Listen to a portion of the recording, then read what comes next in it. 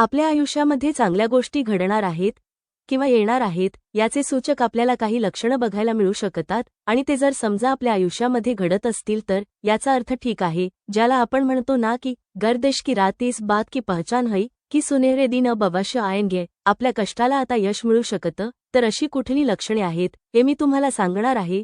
पण त्या व्यतिरिक्त तुम्हाला काही माहिती असतील तर निश्चितपणे तुम्ही कमेंटमध्ये कळवा.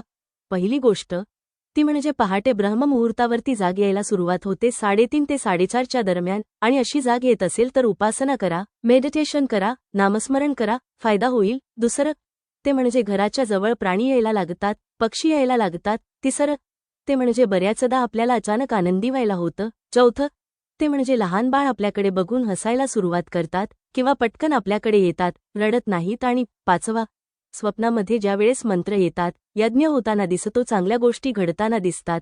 अशा आणखी माहितीसाठी आमच्या चॅनेल भक्तिभाव सागरला नक्की सबस्क्राईब करा.